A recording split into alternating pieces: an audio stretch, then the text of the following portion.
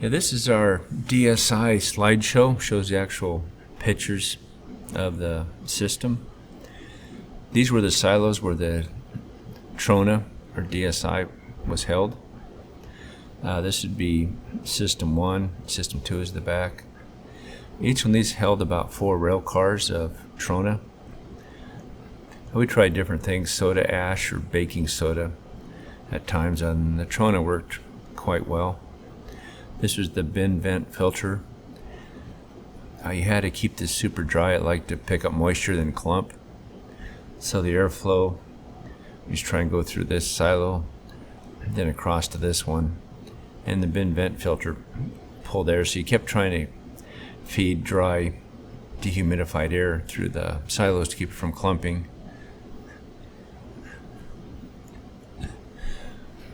This was the start of the process. You had a chiller. You used a refrigerant, try and bring the air down about 45 degrees, knock out part of the moisture. Then from here it went to a dehumidifier, had a large desiccant wheel. The air would go through the desiccant wheel. It absorbed the moisture. Then the top part, you had a heater that would blow hot air through a section of it and dry it back out. So it was critical to have dry air, otherwise the Trona would start clumping up and plating out. Also, high temperature seemed to cause it to plate out.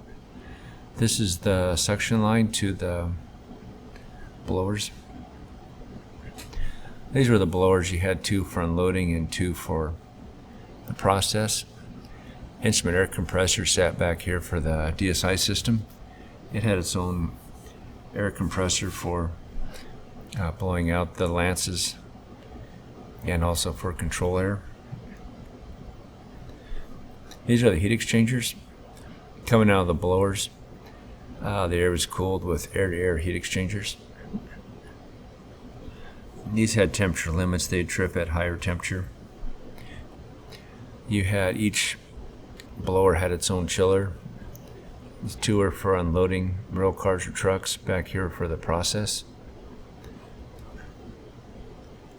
From here it went over to underneath the silo where a rotary airlock would feed in the Trona.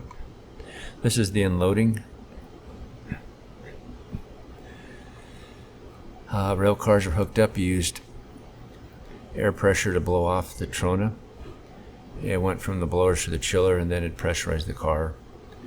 I don't know, the cars, anything over 15 pounds below rupture disc on them, so you'd have to not put or pressurize the cars, and also it was hard on the blowers to run too high a pressure.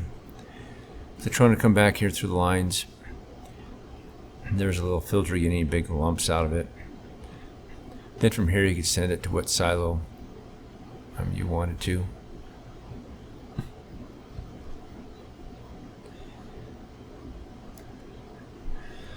Picture of a pneumatic rail car. You had an outlet in the middle, and you use air pressure, pressurize the car to blow it off. There's also fluidizing air on the bottom that would help keep it from clumping up inside. This shows the bottom of the way hopper. It had a vibrator on it. This was air going in here to kind of keep the product from packing. A little bit of air. The theory was keep a little bit of air around the particles to keep it kind of fluid so it flow. Down here you can see part of a screw feeder. That's kind of what they look like. An old one is the screw that would feed the product in. This is the screw feeder. You had a variable frequency drive motor. Feed rate was controlled by how fast the screw went. This was based off plant emissions to maintain the sulfur 0.3 ppm. Down here was the rotary airlock. You had the high pressure air coming underneath from the blowers and the air-to-air heat exchangers.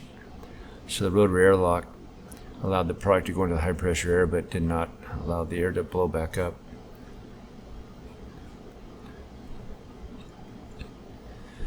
This is what the product looked like. It was really fine. after it was milled, or before it was milled. It was really fine coming in. Down here's a rotary airlock. Had a little vent line going back up. An expansion joint here. Now this weigh bin was sat on load cells, so you could see how much was being fed, and also control the filling of the weigh hopper. This one, the controls, shows the silos.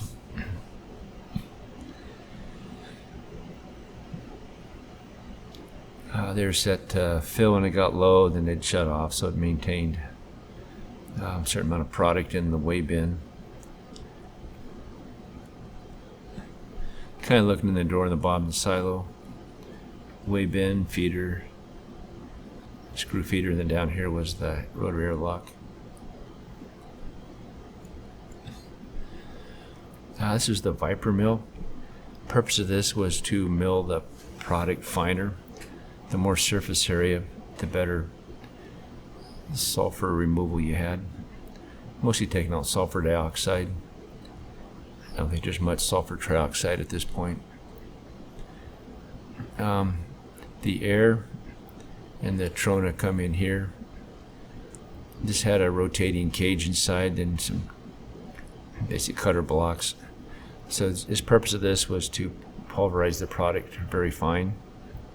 Had a little oil pump in the back for it. Motor sat down here, belt drive. These things were water washed. They looked at vibration, temperature, and also hours. They'd go to a water wash cycle. This motor is variable frequency drive, so it'd slow down to about half speed. Water would spray in here. It'd come down here to the three-way valve. The water is dumped to the sump. Before then, the product was bypassed. These were closed. After water washing, air vent would open, bring air in and dry this thing out. Any water in these things was detrimental. Then once it was done with the water wash cycle, the motor would speed back up to full speed, and then you would bring the product back through, process it.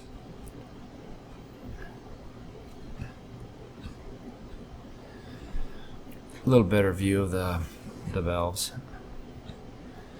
This was the bypass line for startup, or if the mill is washing it out, you'd bypass the product, and then you could wash the mill.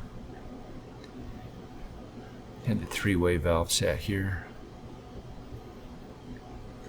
It went to a sump with all the water in the washed out trona. There's some little air lines here that would blow, and you also had air to keep any trona out of the bearings on the Viper mill. This is where it ended up, air preheater. Trona was injected underneath it. Up here is activated carbon. This was to take out mercury. Another product was added to the coal to help strip out any mercury. So there's very little mercury come out of this plant. And these went here to a quill that blew in the powdered trona. Like I say, we tried soda ash and baking soda, but trona worked really well. So this absorbed the sulfur and then be taken out in the precipitator. Surprisingly, the trona is a baking select product. You would actually cut through these hoses, so you'd have leaks in them, so you'd have to splice in couplers. So it's kind of an ongoing process to maintain these hoses. You wouldn't think they'd be attacked by the trona, but the high velocity particulate would cut through them. There's a splitter up above where the trona air mix would come in, then it would split. And you could also add air to these lines to try to blow them out. Occasionally they'd plug up. The trona would just kind of build up. Sometimes you have to rod these out. Back below lines if you get a lot of pluggage in them. It measured the temperature on each line, so if the temperature changed too much from the other lines, you could tell you had a problem with it. Something was plugging up. So you have to shut down the line, come down here, break this cam lock coupling, See, if you're plugged here, if this thing was full of Trona, then you'd have to try to back blow it. We used had air lines in the plant. You could hook up to this thing and use plant service air to back blow the line. It was kind of a messy process. This just shows when the injection coils had a cam lock. This went in a ways and had, the end of it was designed to try to spray the Trona air mix out, better mix with the flue gas. The system really worked quite well. And that's the end of the slideshow for the DSI.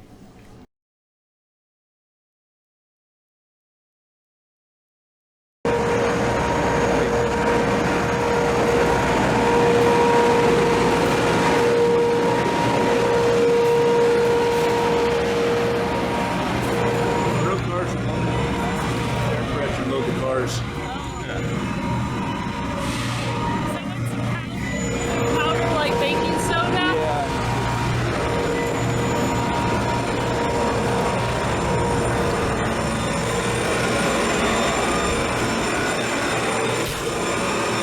These are the blowers that move the shoulder.